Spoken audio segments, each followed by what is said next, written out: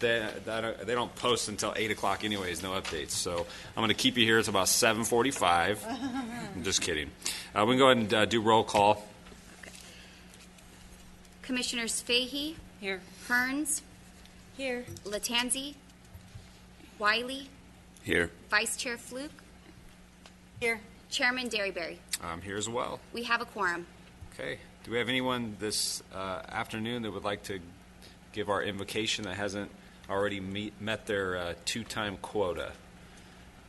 Commissioner Hearns has already blessed us twice, I think. No? Yeah. Okay. All right. Well, we'll go ahead, and if everyone can stand, we'll give the Pledge of Allegiance.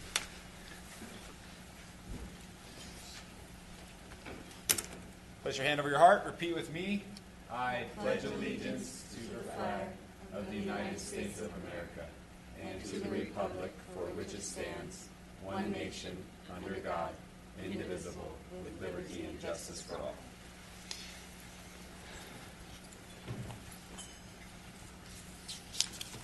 Okay. So we'll go ahead and move into our approval of the minutes from September. We don't have any speaker cards, I'm assuming, right? No. We'll go ahead and move to our approval of the minutes from September. So those have all been provided to us by staff, and then they're also here in front of us. So if any changes need to be made, go ahead and voice those now. Otherwise, we'll entertain the vote. I motion that we approve the minutes of the September meeting. Okay. Motion by Commissioner Fahey. Second by anybody? I second it. Okay. Can I use the thing as the one here? That's up to you. Okay, looks like we're all on the edge of our seats here. Surprise, surprise. We're all passed. Okay, so, all right, so we need to, I think, get a plan of attack here as we're getting through our holiday months as to what we're going to do. So we've talked about our January meeting. So, Ms. Brubaker, any ideas on that? I was inclined maybe to take a break for the formal commission, in December and January. With the holidays, obviously beginning of January is going to be tight for everybody timeline-wise, and then we'll reconvene in February and hopefully spend the rest of November, December, and January with what we're going to talk about here in a moment. So if everyone's okay with that, we'll go ahead and I'll entertain a motion to, I think have already taken December off calendar, have we not? No? And I think we have a speaker. Is that confirmed? Yeah, but I could always email it and see if we can February. Okay. We can come in. We can meet December. I mean, it's not on the agenda. I thought I was incorrect. I thought we had taken December off already. So, well, we can go ahead and just. It's up to everybody. We had a contact with somebody connected us with UCLA and a program and some things they're doing there, and they were going to come present and provide information and things like that. That might be helpful for the subcommittee. So let's keep UCLA on tap for December. Let's meet in December, and then we'll, given the timeline for January, we can go ahead and cancel January's meeting. Okay. Get a motion on that. I move to cancel January and Okay. for the holidays. Second.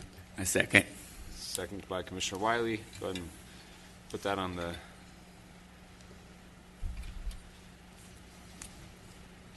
Okay. Well, good. Well, we'll see everybody back in December, and then we'll table January, cancel January. Okay. So we weren't here in October, so we're going to give ourselves some time to kind of collaborate efforts and hopefully create some subcommittees.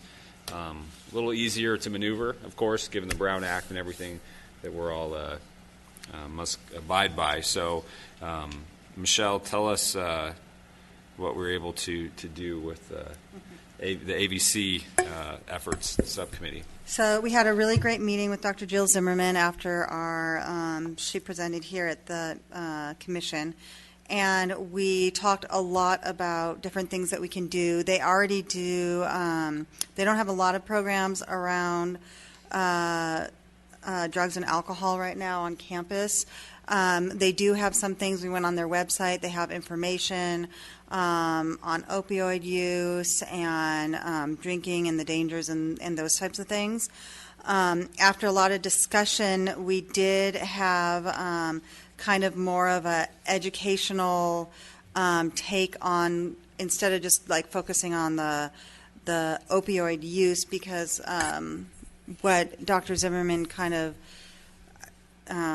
let us know here and again at the meeting is they don't really see a problem that much with opioids, but is it because people have already, once they get to the point that it is really showing to be a problem, they've already started, dropping classes and things like that. So we did talk about doing more of like a wellness campaign around like coping skills, stress, mental health. What is like pushing students to go towards that usage of opioids and drugs. So we talked about kind of doing that more towards the wellness side and taking that kind of look at it. Dr. Zimmerman is like also doing other research and looking at other like funding, other things like that. She has come across some things, but it's like a little bit too late. So like for applying opportunities and things like that, but she's going to keep an eye out on some things. But they're very interested in how we can bring education to the college and support the students that either have started and haven't like shown. They do have like I can't remember what she called it, but it was like a pet team almost, that she has people that if teachers are noticing something with a student, that they have people that go out and can kind of evaluate and assess the students and help them get into, so if they're falling asleep in class or they're starting to notice some things, that they can help kind of get them into services on campus. So they have mental health services and things like that already. So they're very excited about things that we can bring to campus.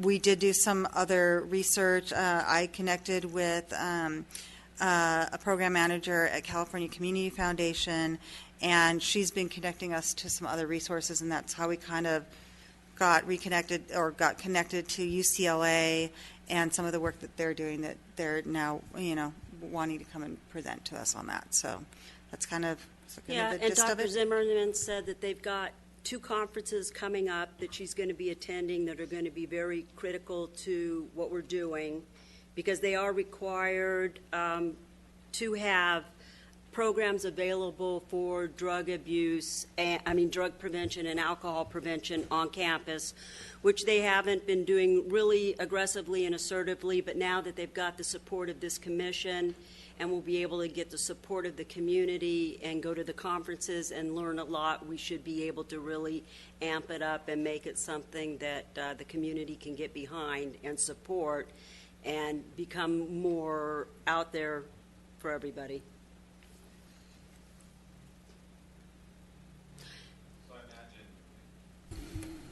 So Dr. Zimmerman, you said she's got conferences coming up this winter, or are they later next spring? I think, did she say she had one in December Maybe, and and one one in in January? Yes. Yeah, they're national and statewide. They're Yeah. huge.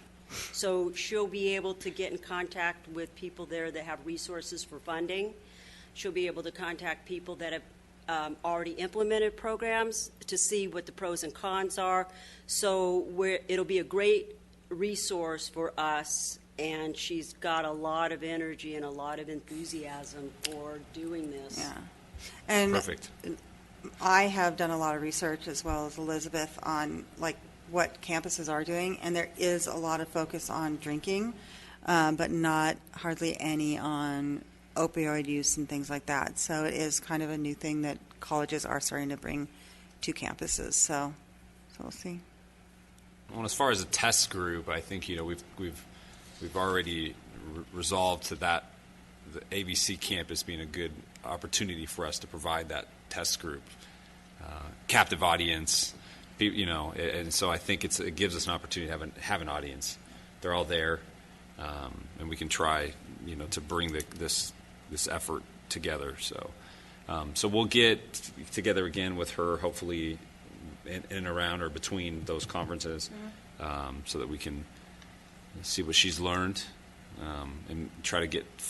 I like the idea of not calling it, kind of hiding it behind a wellness, that wellness category in a way, and not calling it, maybe what it is we're trying to help. Because I think you might turn some people off if they participate if they think it's only about, drugs or opioids or drinking or what have you. So I don't know. I'm sure those are things that the conferences speak about or speak to, with respect to how to market it and strategize and that sort of thing. She said a lot of it is based on loneliness. Students are making a big step after they get out of high school and separating from their parents, and the way our society is going towards so much technology and being inward, that a lot of it has to do with emotions and mental health, and not that you're mentally ill, but wellness. Right. And coping. A lot of people aren't learning coping skills to a lot of situations, and so it is more wellness because you're learning to cope. Some people who don't cope well turn to drugs or alcohol. So this is an opportunity to provide a generation maybe with better coping skills, because somehow we've kind of lost this group of people that don't have coping skills right now. No, absolutely. I mean, in my business, I see it every day, and so I think that's why it's so important that we market it in a way that doesn't deter them from participating, but lets them know we're here to help them. And again, I'm sure there are people that are specialized in these, in these efforts. So. Yeah, I was, and it we talked about that a lot. That it's okay to be stressed out and have anxiety around finals, or if you're moving into your first place and having a job and going to. Those are all, we all get anxiety and stress, but to be able to do some yoga or take a walk, or how to, have some studying skills so you don't get test anxiety, all of these things that a lot of, especially students that are coming from very at-risk home situations to begin with. So how we can help get them through that, and the signs, looking for the signs and triggers and things like that, that people can kind of do some other things to avoid turning to drugs and alcohol. So I think it will be helpful too, to let them know that there is support for them, even if they have no family that's local or friends or whatnot. If they have this support system in place, I think that's encouraging within itself. it's a good place to start with the college. I think it's the age group we're looking at. We want to do preventative work, so I think it all fits really well together, and we can make an impact in the community with it. Did you want me to start on item 3, on what's going on with that? Yes. For the collaboration with Tarzana Treatment Center? Sure.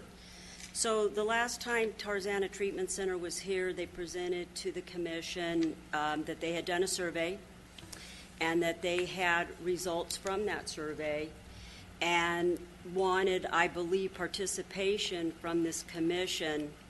I'm not exactly sure what the participation may be. And then some of the commissioners had expressed that they would like to participate on a subcommittee too. So this is for, would Tarzana Treatment Center like to come forward on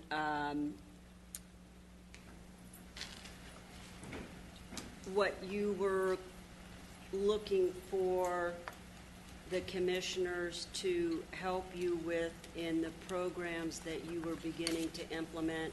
Some you already have implemented based on the survey that you did. Not putting you on the spot. You don't have to. You can think There's no about it. quiz. The light's shining on Yeah. us. There's no quiz. What we can do is ask the commissioners who would like to participate, and then I can set up a meeting, and we can all get together and explore it, and then we can report. You guys can report back in December, or the commissioner can, as to what you think the direction is that you'll be going on this. Yeah, I think that's the best approach. I think we can come with our implementations that we have set, and then kind of go based off of that and to see, who can participate and how we can move forward from there. So we can have more of an intimate discussion of what we're doing and how we can collaborate would probably be the best way. Okay. Without the light shining on us. And I'd really like to marry the college and Tarzana together Yeah, as well. exactly. I mean, I know I'm sure that, like Dr. Zimmerman said, We have to keep the subcommittees Agreed. completely separate with completely separate goals Okay. and accomplishments. Okay. Never mind. Just kidding. So for future things, there's not something that we can work together. Like if we wanted to do something with the college, with the opioids, or with the wellness, that's not something that we can intertwine. You may do that on your own or Okay. at some point when we get to a certain point, but as far as not violating the Brown Act, Right. they and having the commissioners start out as the leadership of where the subcommittee goes. At this point, they have to be separate until goals are achieved and what you want to do, and then maybe at that point, some of the commissioners step back as you move forward to implement and then report back to us. And I think that, like, if we're working with the college and we need your services, we can include that, but it can't be like we're both working on the same Yes, correct. thing. That, like if you're doing a campaign in the community, it might you might have the college do some, like post stuff or have flyers up or something like that. But we can't have a meeting all together that we're you have to have your goals. They might still include both groups, but they still have to be. Does that make sense? Yes. Okay. Yeah. Makes sense. So not that I want to assign you homework or work to do, but if you can provide Ms. Brubaker with, your goals and how the city can work with you. Okay. And then she'll present that to us, and then one or more of us, not more than two, will respond with how we want to participate, and then we'll do a collaborative effort with the city and you and one or more of us to kind of figure out how to do that. So, okay. That's a lot of adding one Yeah. or more in this. That's great. Okay. Okay. So. And Yeah, then, so you don't have to do a Yeah. presentation. Don't have to do it today. Sorry. So if you can get, hopefully if you could report back to us between now and the December meeting, hopefully between now and maybe Thanksgiving if you could. Yeah, that's fine. And then it'll give us hopefully a couple weeks to be able to determine, which one of us can help. Okay. Okay. Great. Thank you. Thank you. I also would like to just make a report, just since it's part of this. But ABPH was granted a Department of Justice 3-year opioid program working with children that have parents that have a substance abuse disorder. Tarzan Treatment Center is actually one of our subcontractors, but we'll be doing a mentoring program with them and mental health services with child family guidance. So it's a new service being brought preventatively into the community, working with the children of parents that have a substance abuse. So we're excited to bring something new to the community to serve the purpose of this commission too. Wow, that's great news. With that said, do you all know yet what the protocol will be to receive clients or? So we're setting that up. We're in our first quarter. They notified us September 27th, and it started October 1st. So, but the first quarter is hiring staff and setting protocols and referral systems. So we could work with you to get kids, because it's all ages, that can get referred into the program, and then yeah. So we'll just set up so any partners that have some kids that can qualify, we'll set up something. Thank you. That's great. Good. So besides some of the things we've already discussed, where do we see this going next?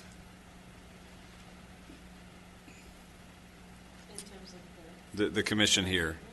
No, I think we've got the two subcommittees, the city's work and our commission's work with Tarzana, and then our efforts with ABC. Is that where we want to stay for the near future? Yeah, I think it's probably safe to say that we should see what the city can do before we take on another task with Right. those two options. I agree. So, I agree. Because it costs money. So whatever we end up coming out of the two groups we have to get funding for, I think they're both big things to take on. agreed. The program at the college is enormous, and so is Tarzana Treatment Center's program, and it's community-wide, even though it is just the college. The college reaches and gets to almost all people of that age that are in our community, so it's got a lot. Tarzana Treatment Center is one of a kind in this community, and they do get to a lot of the people that already have a problem.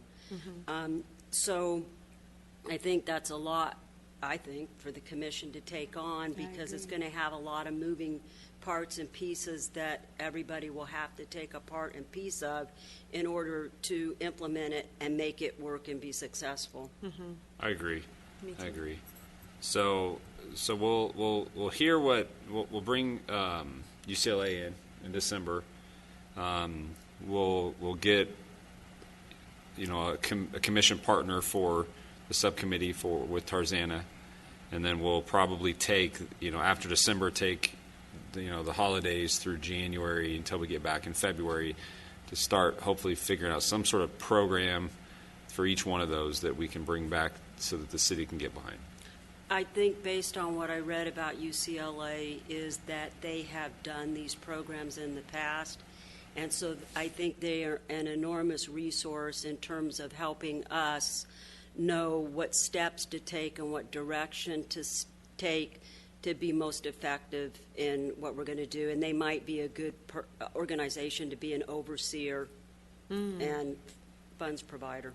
Yeah, I mean, thinking back to my as blurry as they might be years of college, in many respects, that's the first exposure I had to a lot of things that were discussed here. Because whether it was prescription or otherwise, it was easy for so many students to have access to it. And we have finals. We're 18-year-old kids, first time on our own in big cities, and it's our first opportunity to, have midterms and whatever else. And it's amazing what I saw my colleagues going through. I mean, myself included. Whether we all took in what it was is a different story. But I mean, it's incredible the access.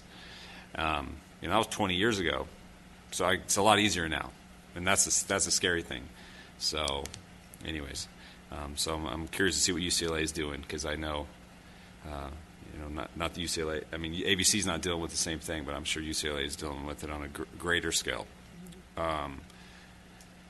Mr. Paul, you're up.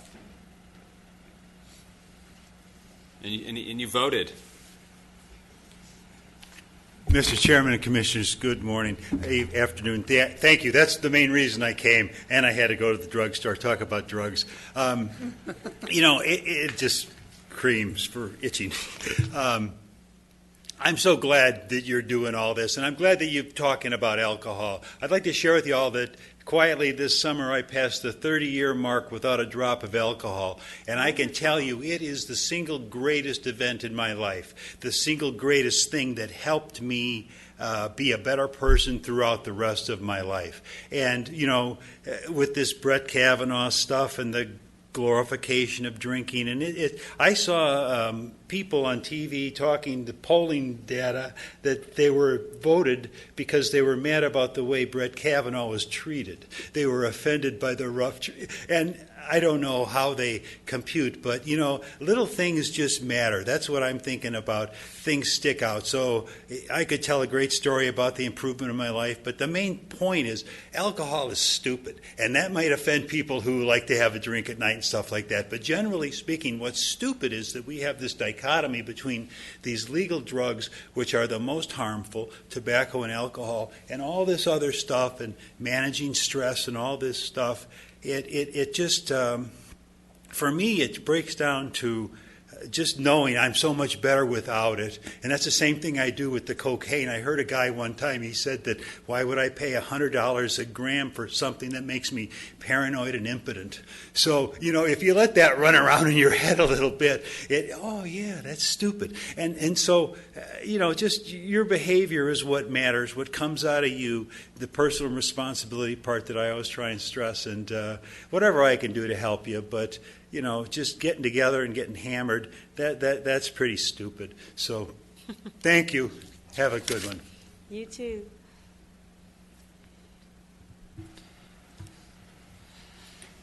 So we've got the Commissioner Hearn's American Heart Foundation Association's announcement. We've got the AVPH's announcement that we just heard. Any other commissioners have any more announcements? No? So my band is opening up for the Charlie Daniels Band. So Charlie Daniels is playing and this actually it's kind of neat. So Charlie Daniels, road manager, found us at a show here in Lancaster. So we're going to go play and open up for him at Morongo, December 8th. And it's a toy drive that Morongo, the casino, puts on every year for the community. So it's kind of a neat thing. So that's a selfish plug. So, as a kid from Tennessee, Charlie Daniels, although he's not from Tennessee, is the country boy in me is pretty excited to open up for Charlie Daniels. So. Sure. So when you put the commission down because you're touring the world, just throw us a shout out there, okay? Hey. So we have 7 people in my band. They paid us $500. I doubt I could pay my mortgage opening up for bands, but anyways, yeah, it's gonna be fun.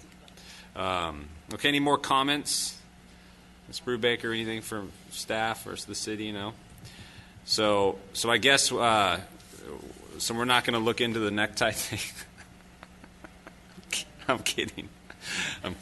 Okay, so we'll go ahead and adjourn today's meeting. It's 1:30 the hour, and we'll see us December 4th one more time before the end of the year. Okay? Thank you. Thank you, everyone.